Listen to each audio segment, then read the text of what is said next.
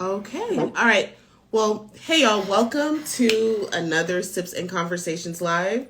I am your host, Nancy Gua, and today I am sipping on a little bit of Theraflu because your girl is under the weather. Okay. So we have an amazing guest today. All right, Miss Tameeka Leon. She is a confidence and goal success coach for women like myself who be just having too much going on and we need to have focus and guidance. And so please raise your glass, okay, or your cup as we welcome on Tameeka into the room.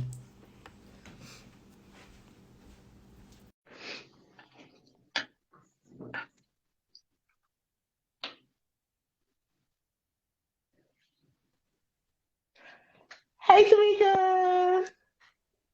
Hey, how are you? I am doing well. Can you hear me okay? Yes. Okay, our sound is Trying to good. use my camera. Okay, there we go. There you are. Yeah, perfect, perfect, perfect. Okay, Tameeka, so welcome to Sips and Convos. I'm super duper excited to have you on today because, look, I need you and I need your tips. And this is definitely a selfish sip for me. Okay, so before we jump right into the conversation, Tameeka, go ahead and let the people know who are you, what do you do, and what are you all about? And then we'll jump right into the conversation. All right. So I am Tameeka Leon, and I am a confidence and goal success coach. So I work with high achieving women to help them redefine what success means to them. And then together we create a plan to actually make that happen. So all of those women that are, they have like these huge goals. They have a million different things that they're trying to accomplish. They're trying to be everyone. They're trying to do everything. They're trying to be everywhere, and they're trying to do all of it right now. So it's too much. We're trying to do too much. So it's just giving a little bit of structure to that. Yeah, and it's something that is just so much needed. And so I know when we came across you, I just knew that we just had to have you on. And everybody that's joining us right now, I'm so excited just to have Tameeka, we're going to hear all about your story here. And then, if you don't mind, we're going to just need you to drop just a little bit of knowledge on us. Okay. All right. So, Tameeka, how did you get started into this space? Just a little bit of background. Where are you from, I guess, originally? So I'm from Maryland. So I grew Oh, up in Maryland. okay, Yeah. okay. And did you go like to school and everything? Are you still in Maryland right now? No, so well, after I graduated high school, about 2 weeks after I turned 18, I went to the Navy. Oh, So, wow. Oh my goodness. So you're an 18-year-old in the Navy. Where did you get, is it stationed or you go to school or something first, right? And then, yeah, you go to boot camp, then you go to school, and then you get stationed. So I was stationed. I did 4 years. My first 2 years I did in Key West, and oh, then I nice went in up to Florida. Well, there were some issues because normally, especially when you're brand new coming into the Navy, as soon as you go out, they send you out to sea. But Oh, because wow. I had some medical issues at that time, I found out I was anemic. So until they got that under control, Yeah. I couldn't be sent to sea. So I got lucky in that sense Yeah. because Key West is a place where a lot of people go to retire. Mm-hmm. So it was a lot of people who had patience and they were willing to help me understand what my role was supposed to be and gave me a lot of wisdom in that. Oh, nice. Okay, so yeah, so you're an 18-year-old away from your family, but then you still had some guidance and some sort of like structure and governance around you. What was your job in the Navy? So I was aviation maintenance administration.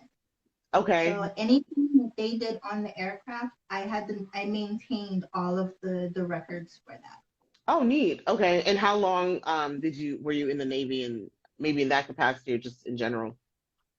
So I did 4 years in the Navy, and then after Key West, I ended up going to Virginia. So I was assigned to a squadron, and then I Okay. did spend some time over in the Gulf. So when I was in boot camp Wow. 9/11, Oh, yeah, wow. yeah. Wow.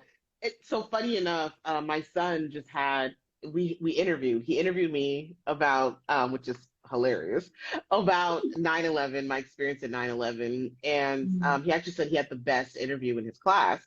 And I was like, well, you're kind of cheating because I talk all the time. So um, I'm just waving at some of the folks. Hey, y'all, as you're coming in. And and so, I was kind of giving my remembrance as to where I was at 9/11 and how I felt and how it's impacted my life. So how did that experience kind of impact you while you were in the Gulf during 9/11, away from your family? At that time, I'm guessing you're at least, what, 19 maybe at that point? Or are you still Well, 18? I was still 18. Well, I was in boot camp when it Okay. happened. I Okay. wasn't in the Gulf. So Okay. I was in boot camp. So I was still 18, but I just remember there was a lot of uncertainty. Like we didn't know what was going on. And boot camp for the Navy is up in Great Lakes. So we were like right outside Chicago. And there, like, it happened, and all of a sudden there were people saying, oh well, they're talking about they're going to blow up the Sears Tower, so they brought in like National Guard, they brought in Marines. We saw so many people, so many tanks, and so many guns, and it was just like we felt safe, but we felt like we were isolated because we weren't around our families, we weren't in our normal Yeah. environment. Yeah. So we were hearing about all of this and not having access to any of that. Wow. As a kid, too. Like, Yeah. it's not even like you're even in your early 20s or mid 20s or, maybe our age now. You're a child and you're going through all of this. And so 9/11 happened. And then I guess then you got stationed in Virginia. You're Mhm. there for quite some time, and you said you're in the military for 4 years. Why did you end up leaving, if you don't mind me asking? So there were a few things that I wanted to do, but one of the things that I really didn't like about being in the military is that you're basically property. Mm, You're just another cog in the wheel. Like who you are as a person doesn't matter. So there's all kinds of opportunities if you're willing to, just follow what you're told. yeah, That's always a problem for me. yeah. So I managed to not get into too much trouble, but I got really close a lot of times.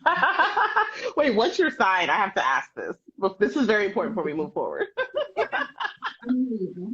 You're a Leo. Yes, so queen vibes all day. Yeah, I can totally imagine. Okay, yeah, I mean, like, I'm a Sag and Sagittarius. I'm not like huge into like astrology, but I just know enough, right? About like certain things about signs, and I'm rebellious. So there is no way. I already know. There is no way. What do you mean I can't wear dazzly shoes today? But that's how I'm feeling. you know? So, okay, so once you got out of the military, what did you kind of walk into? So getting out, like I had these big grand ideas. It was like in my mind, it was like, oh, well, I can still travel, I can still do all of these things. Yeah, you don't have all the same opportunities once you get out because now in the military, I don't know how many people realize this, but if you live on base, you don't have to pay a lot of bills. Like you don't have to pay for you're not paying for your medical care, so that's not coming out of your paycheck. You don't have to pay for your Wait, like at housing if all? you So it's leave. all free. Yes. Wow. Yeah, Okay. so you don't pay for your housing. There's no utilities. The only things you pay for are extras. So, if you get a cell phone, if you have a card, like internet or cable, things like that, that's all you pay for. So Wow. it was going from having no bills because I was 18 and living at home Yeah. to very little bills and being able to do whatever I wanted with my money Yeah. to then being responsible for everything. Yeah. That's a huge shock. I mean, like, how did you handle that now being a civilian, thinking that your life was going to be one way and really life, like, legit slapping you in the face saying, baby. There were quite a few years where it was difficult because I don't like budgets. And The B word. it's hard. Like it took a while for me to be Yeah. like, I can't just go and buy whatever I want. I really have to pay these bills, or I'm gonna end up in collections. I'm gonna end up getting all these phone calls that I'm now trying to avoid, and I'm all stressed out. It's Yeah. like, okay, I need to get this together. I need to figure out what's going on. Yeah, yeah.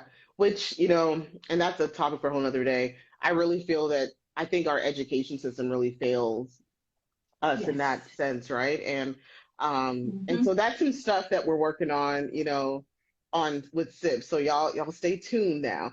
But I think it really fails us in that sense of not preparing us for the real Hmm. world, right? And so so what did you decide to do? How did you decide to now move forward so that you could travel, so you could eat?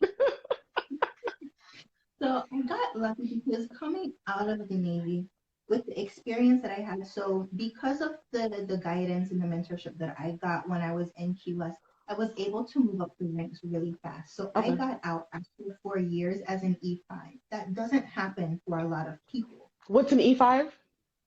So you have the E is for enlisted, so Okay. you're basically an officer.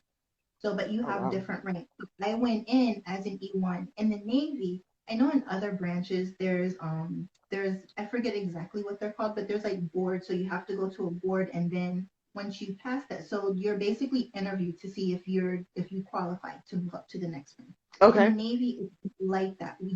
You had to take a test. So E1 through E3, it was just time. So it was how much time you had been in for you to start getting more experience, Okay. and to go from E3 to E4 and then all of them after that, you have to take a test and show that you really know what your job is. Okay. So So as it an was. E5 in aviation administration, Mhm. right, is what then you were able to really come out as a civilian, getting, I imagine, some pretty decent opportunities. What was your first role that you had? So there's a company, and funny enough, I'm still there. So it's been 15 years. Wow. Oh my God. Look, can we look? Cheers to Tameeka, okay, to the millennial in the building who has stayed at a job for more than like 6 years. Hats off to you because I can't. Wow. Yeah, let's hear all about this amazing place. I'm not gonna lie, there were some times where it got a little difficult, Okay. but so coming out of the Navy with the experience that I had, I was able to get a job that had some of the same aspects. And in Central Florida, at least in Orlando, working in aviation or aerospace is going to be one of your best opportunities. So here I was able to do it, and it was so at first we were under JetBlue, so that was me Oh, coming into all of a sudden I have flight benefits. So that was fun for a while it lasted. So yeah. I didn't use them as much as I should have at the time because we don't have them anymore. Okay. But part of that was it was it helped me do more traveling than I would have been able to had I had to pay for all of those flights out of pocket. Yeah, yeah. Flight benefits are definitely they're mad dope. I was Yeah. American Airlines baby, so trust me, I understand. Mad dope. Yes. And so how did you, go from you working in a corporate space? At what point did you decide to kind of venture down this path of becoming a confidence and success coach? Was there like a life altering moment that you were like, no, this is now my purpose. This is what I need to do? So for me, it was turning 35. Okay. Like up until that point, I never really thought about age. Growing up, I was like the super skinny kid. Like I looked like olive oil from Popeye because it was insane. And then all of a sudden, it was just like once I hit like my early 30s, I started to see the weight coming on. And at first, I was excited because it took me forever to finally be able to gain weight, but then I didn't stop. You're like, I'm thick. Oh, okay. Oh, okay. Yeah. Yeah. So that was part of it. So it was like, okay, I'm no longer in my element now. But then our company, a few years before that, our company was bought by a much larger company. And at Okay. first, that came with a lot of benefits. Like I got 2 promotions in less than a year. So everything that way was going great for me. If you look at just, climbing the corporate ladder and having those kind of opportunities. But then they, they started, once you're acquired by another company, you have to start following their rules. You have to Yep. start making changes. Yeah. So I went from being the expert and having been in a role or in the same function for 9 years and being the go-to person to all of a sudden I was in a new role that honestly I went into with I didn't I really had no interest in it. It wasn't something that was ever on my radar. So I was Yeah. now in a new role that I wasn't excited about. And I had really identified as that expert. And now I felt like a kindergartner Wow. trying to learn all over again from the very beginning. So Wow. I had that on top of the, not feeling comfortable in my own skin anymore. Yeah. And then, turn around and you see all these 19, 20-year-old girls running around the office. It's like, I used to be one of them. Yeah. So it was Wow. just dealing with all of that at the same time. Yeah, that's a lot, and I'm really glad that that you touched on that because you know you hear, oh my gosh, when I turned 35, I had this life-changing moment, and to our sisters, or as I call them, our aunties that are in their 50s or beyond, they may be like 35, like you're just starting to live life, but that that's you've had a whole nother life leading up into this. And when your body starts to change and your environment starts to change and you start to just question things, I don't think there's an age for that, right? Like for me, that was in my late 20s. Like Mm. I've had a couple of instances, but like at 25, I was like, this is not my life. Then it happened again at 29. I'm like, oh, this for sure is not my life. Right? So yeah, I'm glad that you kind of spoke to that. So what did you decide to do at that point? So for me at first it was a blog because it took me a while and at first I was trying to figure out because on the outside everybody was like, oh, you're doing amazing, you have so much potential, all of these Yeah. things are working for you. But to me I was like, why am I not happy? Yeah. Why am I not Mm. feeling the excitement that everybody else is feeling for my achievements? Mm.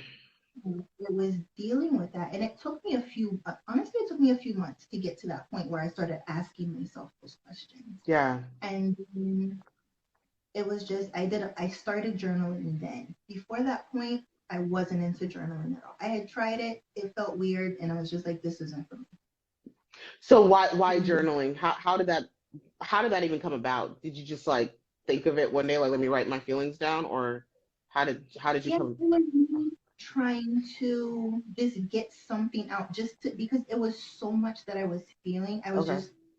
I just started writing. Okay. And then once I started, it just all came out. Okay. That was my first time, and I think I wrote probably about 5 or 6 pages. Oh wow. Yeah, Of just your feelings and where you were at mentally and emotionally, and maybe yeah, your whys, I guess, were in all of that yeah. For as well. me, it was because I work through a lot of my problems when I'm journaling. So I'll start out with, okay, this is how I'm feeling, and then things just keep coming and coming and coming, and then at the end, it's like, okay, this is what I'm gonna do. So Yeah. it's literally me having a conversation with myself, but on paper. So Ooh. like all how you'll have like these debates with people where it's like you're trying to think of all the reasons why you should or shouldn't do something, and it's like Oh. just pointing your head. That's me on paper. So very internal. Are you an introvert or extrovert? You're I'm a introverted? Yeah, yeah. So, okay, so that makes complete and total sense as to you just having to be one with yourself and one with your thoughts, and put that to paper. And then you gained, when did you decide to share that with the world in the form of blogging? So that was towards the end of 2018. So I think it was November because it was just before Thanksgiving. Yeah, yeah. Eddie has said, I like the bird letter concept. Yeah, write it out and kind of toss it out. Mm. Yeah, pretty interesting. Yeah, that is a good concept. Until you start a fire at your parents' house. Okay? So I watched that episode of Oprah, okay? That's all I'm gonna say. There was a patch in the carpet. Um, but yeah, so towards 20, you said the end of 2018, and how was your blog received? Or how did you even feel about the blog? Because sometimes we worry about what other people think. How did you feel about kind of going from this place of uncertainty, uncomfortability, right? To like now you're like you're sharing that with everyone to see. Like, how did that even make you feel in that moment? Well, for me, the idea behind the blog, this also goes into me being an introvert. So the idea of the blog was it was just going to be a place for me to motivate other women and help them, Mm, help the women who were going through what I had been going I through. love it. In my mind, there was really not going to be any vulnerability involved. And I started Can, writing. can we pause? Because I'm sorry, I got to get in your mind and understand that. Because how was there no vulnerability involved in that? For me, my intention was not to be as completely open as now I know, Mm, because part of that is me still wanting to be a very private person and me okay, not knowing who was going to read it. I gotcha, didn't want to put too much out there. gotcha. So you were just doing enough, right? Yeah. Just to be like, okay, I went through this, you feel me, type situation. Okay, that makes sense. Um, okay, we're gonna circle back probably at some point. I'm just locking it away. Okay. And so were you able, like, what was the feedback then, I guess, at that point? Because if you're looking to help people, then obviously there's some sort of feedback, right, that you're looking to attain. So how were you received at that point? So part of it in the beginning, I was terrified to put it out. So I was just like, okay, I'll just put it in these strategic places and people will just find it. Okay. That doesn't, What that's not. strategic cases? Like like an Easter egg hunt, Adam? So I had found like some directories. So I was like, okay, I'm gonna put my blog here, and then people will Mm-hmm. find some directory. I had started my Facebook page. I was like, okay, people are gonna find me on my Facebook page, That and then makes I started sense. my. So it wasn't me promoting it and Yeah. really sharing. It was me putting it out there. Part of that was the fear. Yeah. Fear of what? There were two things: fear of me putting myself out there, but the second part of it was the fact that I was still in my corporate job and fear of what they were going to think if they saw that I was Mm. doing something that wasn't related to the job. Oh, that's heavy. That's heavy because I can relate, right? Like I can definitely relate to that. And I just recently, I'm saying maybe like last year, just Mm. decided like screw it. Like this is what I do and I don't care. And to the point where I talk about it at work. I don't care if I have other lives. I'm dynamic and what. So, but it's Yeah. just crazy that I think most of us can probably relate to that because I can definitely relate to that fear because you don't know how they're going to react, right? Are they going to let you go? Um, how are they gonna judge you? There's just so much that comes with that. With that, okay. So once you have the blog, you're out there. Um, how did we get to where we're now? You're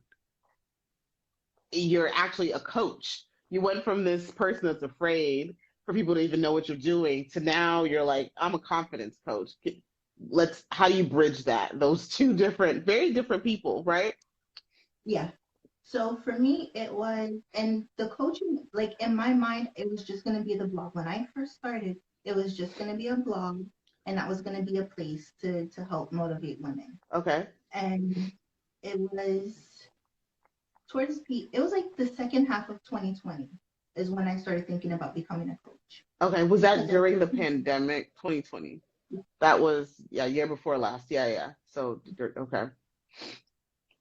So it was me deciding that I wanted to have a stronger impact. I wanted to work closer to the women that I wanted to help. And that was also me stepping into it and saying, I know that I like helping people. I know that what I do helps people because it's worked for other people. Okay. Let me make it a point to, one, help them build the confidence that they need to chase after these things. part of that was also me wanting to find techniques to help me build that confidence. Because, like I said, when I was the expert, you couldn't tell me anything. I knew what I was doing. I didn't Yeah. care who it was. I could talk to the CEO and tell him straight to his face, about what I did. I was like, "You're wrong. This is how it works. If you want to do something else, then we need to follow another path." Yeah. But then once I lost that, it was a struggle to get my confidence back. Because you're starting all over again, right? Yeah. And I would say that that's the reason why a lot of people are complacent in Mm-hmm. life is that fear of being the new kid on the block. I really like the way that you would phrase that. You're a freshman all over again, right? You go from being a senior to a freshman. Like, man, I'm going backwards. Like, what the heck? Yeah. So, in getting closer to the women that you really wanted to help, you wanted to touch, um, how was that journey? Was it an easy journey to kind of, obtain clients? Um, Maybe tell us a little bit about your services and how that works. Okay. So the way I operate, the way I coach clients is a little bit different from honestly what I've heard any other coach do Okay. because I'm still that type A personality. That's always going to be a part of me. But I'm also an introvert Hmm. and I'm also an HSP, so I am highly sensitive. That was another Okay. thing that took me a long time to understand and to openly admit even to myself. So HSP is a highly sensitive person. Mhm. Okay. Okay. That just means that you like the way you process input and it's like it's more intense than other people. So you'll take on your brain, everybody's brain is processing input. Hmm. However, you're more conscious of more of the input than most people. So you get overwhelmed faster than other people. Or sometimes like certain smells will be really strong to you, whereas for somebody else it's just a regular smell. So different things like that. So Gotcha. Okay. Okay. Okay. Wow. I've never heard it.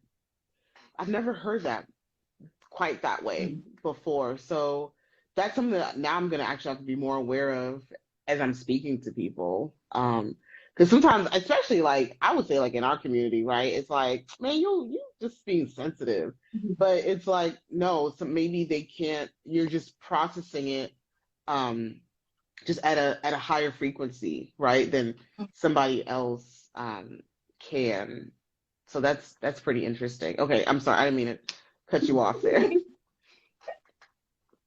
but yeah, so for me, it was looking at all of those things and really understanding what it took for me to get to the point where I knew what I wanted and I was happy with where I was because I knew where I was going. Yeah. So the way I function is I still have that, hit it hard, knock it out of the park when it comes to your goals. But after, and I don't know if you've read Kate Northrup's Do Less book. Mm-mm. That Let's, book is amazing. That was the first time that I heard anybody explain how our cycles work within the grand scheme of things. all right. Give us a little school us a little bit on it. So in this book, she talks about four different cycles.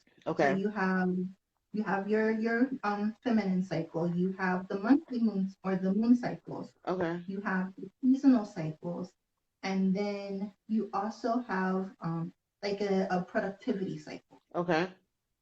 So part of it, and the way she explains it in the book, she'll tell you in the book that not everybody follows the same thing. So different cycles equate to different energies.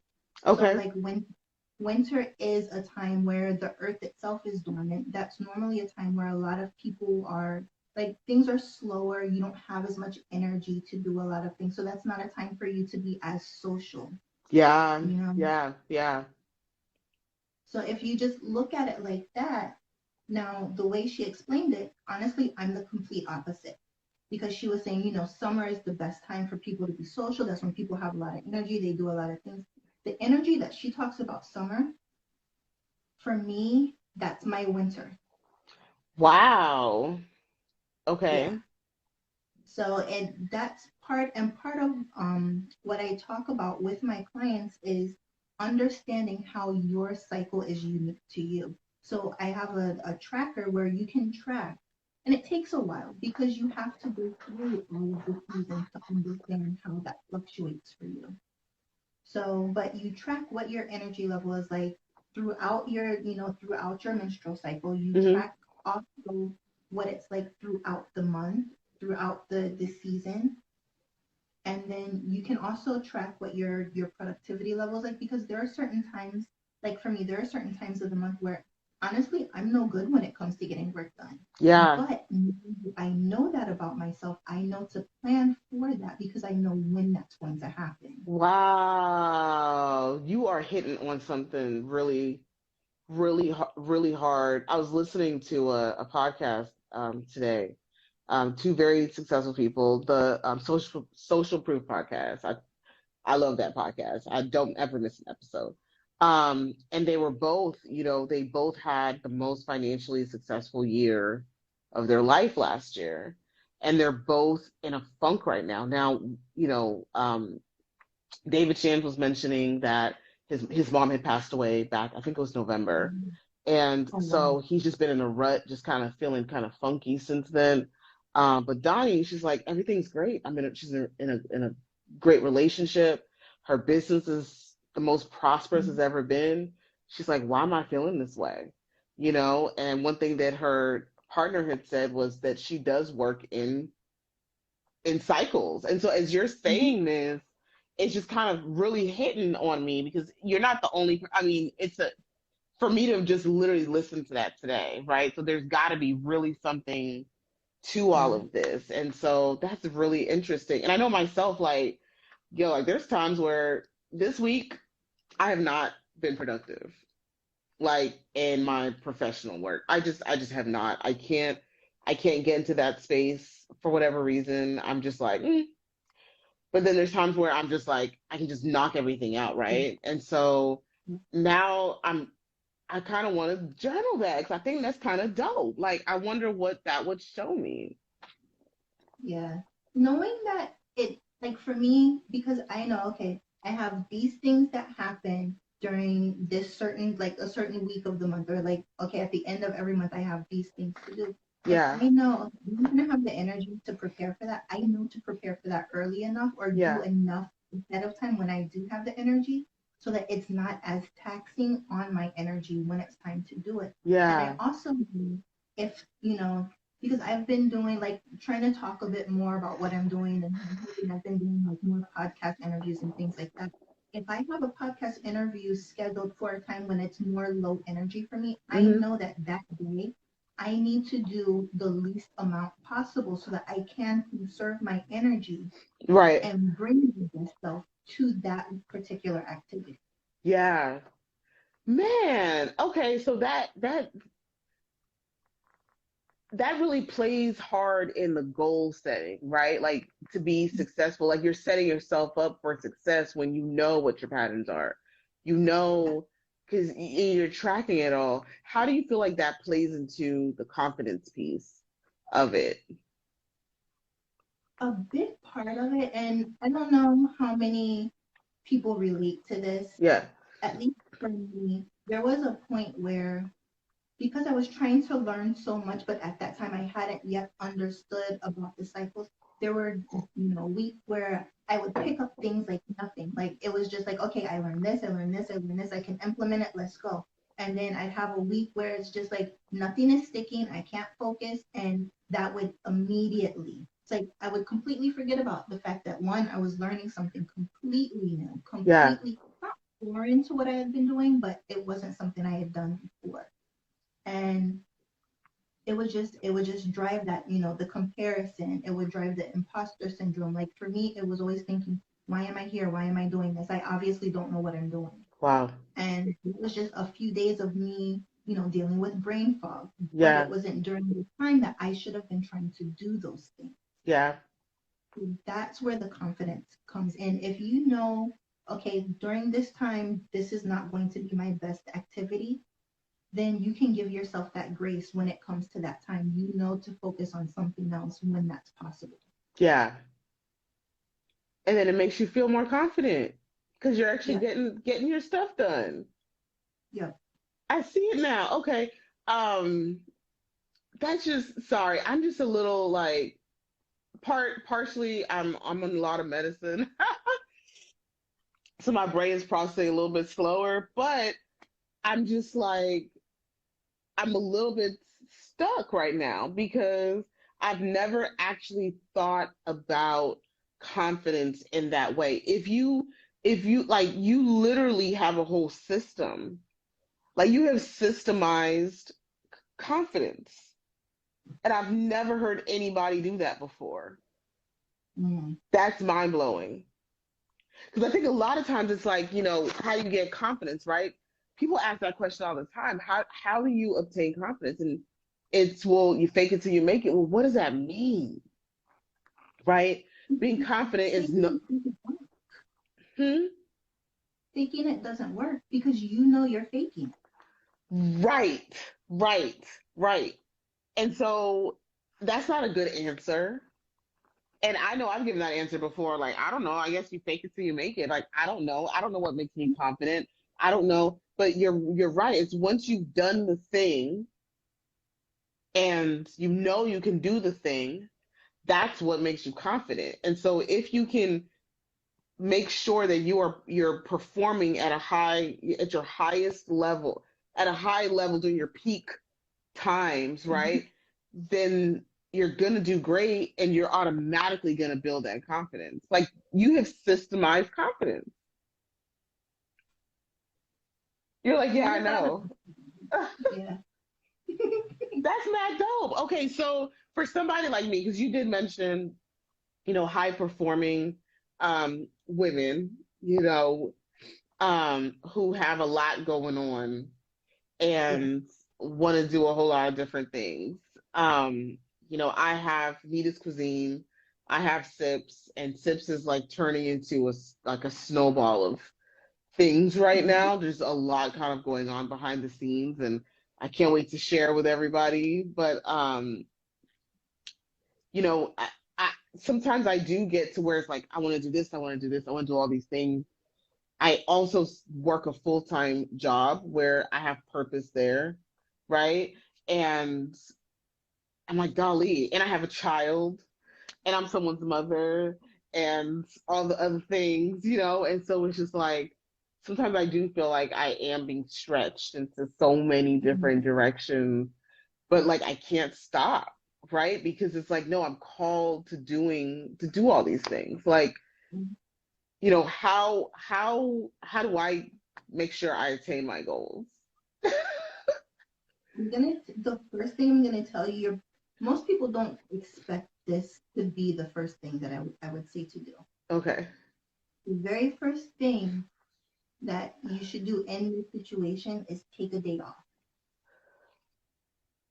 Take a day to just be with yourself. Yeah. Well, for me, it's because I'm an introvert. If that doesn't work for you, do the thing that's going to help you reconnect with what you feel your purpose is, or Okay. just reconnect with yourself so that you can hear what it is and you can feel what it is that you need to be doing. Okay. Once you have that time, then you can start journaling. And then this is another one that's really hard. And I just had this conversation yesterday and I could see, like, as I was saying it, I could Oh almost see her hyperventilating.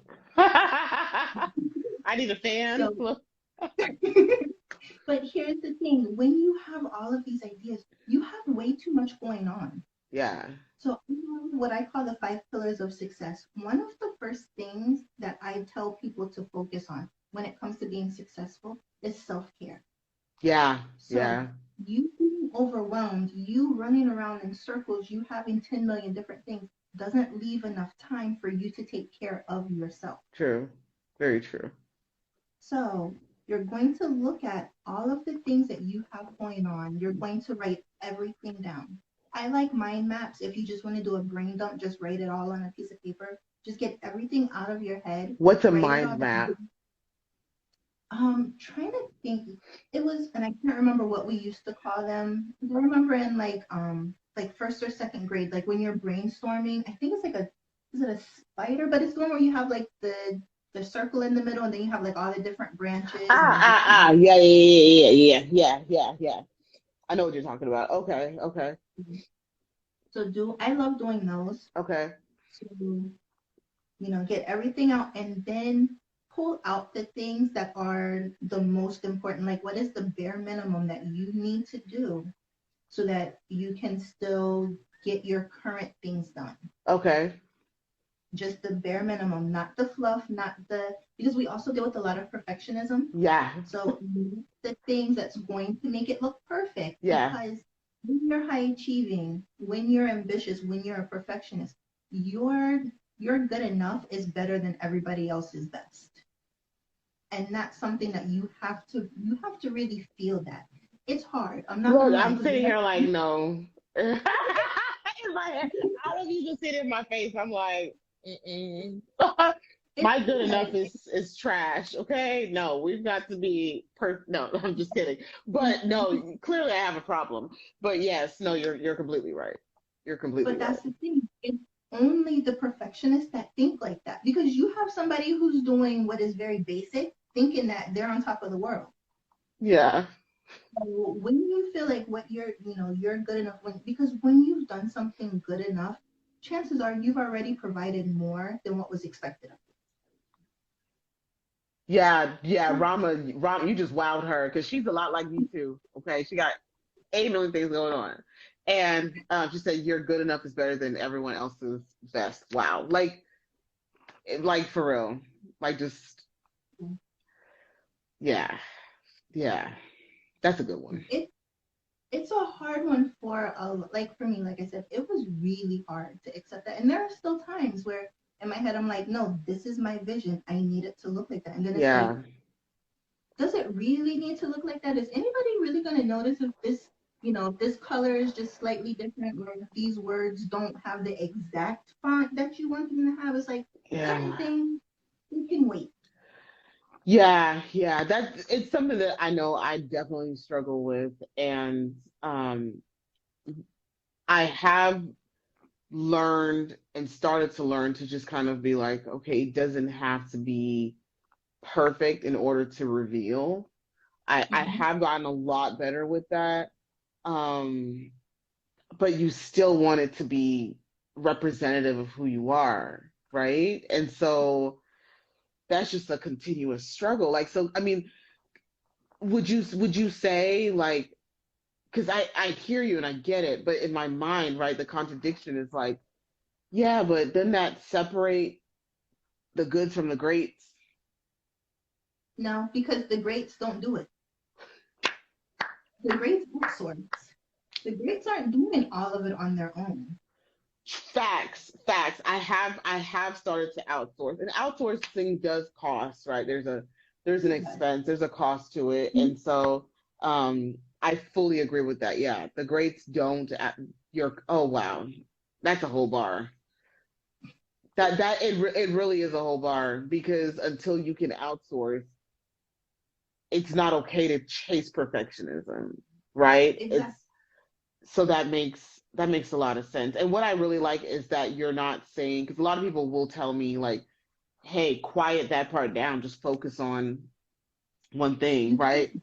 I can't, and I'm like, I can't even like legit when someone says that to me. I'm like, you will never understand. I They're not literally the am high just, achievers. huh? They're not the high achievers. The people who feel that way, the people who think that way, it's a completely different mindset. Yeah, yeah, So, and we can see for you that it's hard. Honestly, I still feel the same way. I still struggle with that.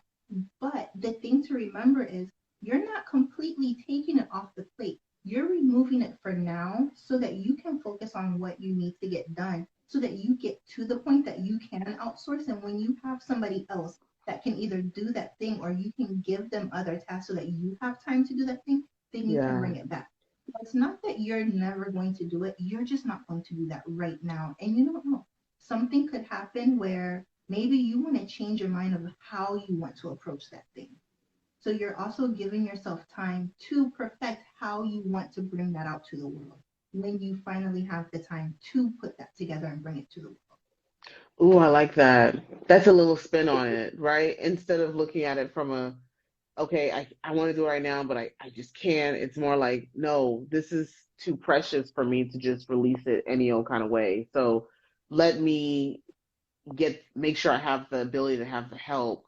And so therefore Mhm. I'm really working and striving towards being able to outsource, right? To increase my cash flow so that I can really get to the thing that I Yep. know is going to really fulfill me. That's good. Oh, you're good. Like you're really really good. What drives you? What is your why is it so important to you to really teach women and help us, right? Um, and I mean, it's men and women alike, but definitely for us as Yes. females, like, Yes. why is it so important to you? Why do you feel like that's like, is this your purpose or is it a mission for now? For me, the biggest thing is I don't want women to continue feeling like they're not good enough because they can't meet the absolutely unrealistic and unreasonable expectations of society. How so? Like, So what are the unrealistic and unreasonable expectations of society? the woman who is the perfect mom, wife, daughter, sister, friend, employee, Yeah, she's, she has all the energy. She's always happy. She never complains. She never does anything for herself. All of her time and energy and focus is on everybody else, and yeah, everybody else is happy. And it's like that doesn't exist. yeah. It's It's not not realistic. realistic. It's not realistic. A few years ago, my son was 5. I was actually speaking to my manager at work about this, and he was, yeah, he was like 5 years old. I don't think he was 6. He might have been 6 though. But he went through a stage where he would lose his sweaters like all the time, right? And like he went to a charter school, so he's in uniform. His sweaters cost like $30, right? And I gotta get the embroidery on them. I mean, I was like, look, you cannot lose another sweater. Like your name is in it, and people don't care because they want their kid to have the nice sweater, right? So he leaves it. The parent comes and picks it up, and I never see the sweater again in my entire life. I found a hack though, which was go to Old Navy, get the sweater, get the $10 patch it on there, but still, like it's still $25, like or whatever, $10, so $20 at least, right, for the sweater. He kept losing them, and I just broke down. I was just crying, and I was like, you've got to stop losing your sweater. And I'm talking to, I mean, almost essentially almost an infant, right? Like he's like 5 looking at me like, I think I've broken mommy. Like I'm crying, and I'm just so beyond myself because I was parenting. I'm like his sole parent, right? I'm parenting. I'm going to work. I was in grad school, or I think I was still, no, I just finished grad school. So I'm like, maybe I was still in it. I can't remember, but it was just a lot. I think well, if I was not, then I was in a new career. But I feel like I was still in grad school, and it was just a lot for me. I just got overwhelmed, and I just had a moment. I broke down. It was in that moment that I did decide I'm at least going to spend time getting my nails done, like at least once a month, because there was no reason for me to break down over a sweater. Yeah, So but that's you're so right. Like, wow. and we carry that. And one of the things, and I actually just recently thought about this. So women, we're seen as the caretakers. We take care of everybody. Yeah, But here's the thing. I love doing it. It may not be the thing for everybody, yeah, but we feel conditioned from the time we are born. We are given dolls and babies and different things that we have to take care of. yeah. So whether that's our true personality, that's who we are taught to be. Ooh, That we are tiny. So before we can even really think about, what life is or what the world, what's happening in the world around us, before we even start that process, we're learning how to be caretakers. Wow. Wow. Yeah, Yeah, very true. And and I don't know that, and maybe because I'm a woman, but I don't know that I see that kind of weight being put on a young boy, right? Like boys aren't being taught to exactly. go and work and cut trees and fix our cars at the age of 2, right? Hmm. They're taught to run around and be boys and just live Yep. and be. That's wow, wow. So yeah, so there's just so much weight that's being put on us, and um, so that's a good reason to have the purpose that you have to just help us kind of maneuver through that and work Yeah. through that pain point. Where do you see yourself taking your coaching business over the next few years? I like to go like a year at a time, really like a day at a time, but but where do you see So what's the end goal for you? I'd say my end goal, honestly, is I'm wanting to build a community of women who are goal focused because not everybody has that. Not everybody's gonna have, these big, huge goals. Yeah, But I want a community where women know that it's okay for them to come out and say, I'm ambitious. I don't want the typical things that society expects me to want. I know it's okay, but also a place where we can support each other because you're going to have those times where you start doubting yourself because the yeah. people around you are doubting your ability to do something other than what they expect you to do. Mm, So that's my end goal. My end goal yeah, is to have a community of women so that we can support each other, we can achieve our goals, we can actually be happy in yeah. our lives because we're doing the things that we want to do and Right, we've decided that's going to be. right, right. Versus what society, our parents, everyone has deemed. Because I mean, as a woman, it's like if you're not married, oh my gosh, like you are a failure. If you don't have children, oh my gosh, you're a failure. But like, not everybody wants kids. Not everybody wants a husband, right? Like, and that's okay. And sometimes those things are hindrances on us Mhm. really fulfilling what our purpose is. And I have some pretty radical views, and people look at me very left when I start to say them, and because kids are a blessing. We love them. Like I love my child, but will I say that I could have been more agile without him? Absolutely, right? Like, Yeah. so I can understand the woman that is like, no, I don't want kids. I totally get it. And you're right, like it's okay to feel that way. So I love the fact that you're striving and building a community. So how can we help you kind of expand that community, right? As you're kind of charging on forward. I would love to know. So I actually just started and I made the decision last week because I had been really thinking about how I was going to do it and struggling and back to that perfectionism. I'm like, no, I need it to be this. I went ahead and started a new Facebook group. It's Okay. called Success Without Stress. Success without So, stress. Let me put that in here. so that is Success. looking to start building the community. All right, y'all. So if you are on Facebook, go on and join Success Without Stress. Hopefully, I said this correct. I pinned it right. On Facebook, I'll be hopping as soon as I hop off here. I'll be going ahead and getting into that community because, golly, I need it. I need that support. I really need it. And as someone that has gone for things, I remember when I decided to go to grad school. I had a lady at my previous position, my previous place of employment, many years ago, and she was like, "You're crazy." She's like, "But what about your child? Your child is going to need you. How are you going to grad school and being a mother at the same time? That's too much." But it Mhm. was because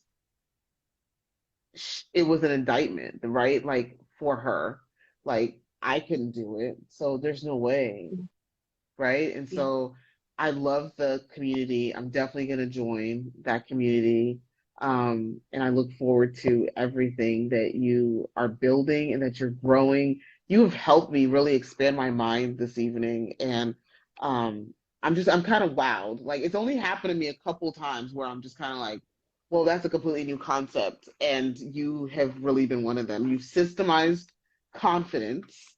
Okay. I need you, if you don't have like a simple book or something, you've got to like, I don't know, trademark that thing because you literally have systemized confidence. I've never heard anyone speak on it in that way. So I fully, that was like my favorite part of this entire conversation. So before we kind of wrap up, what is one thing that you would say, um, everything summed up, what's your one piece of advice or just one piece of just whatever that you would say if all you had to say was one thing?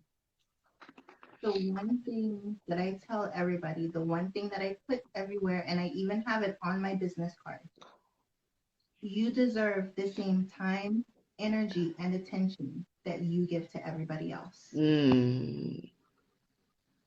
Y'all heard that? Look, that's a spoken word. That's a spoken word.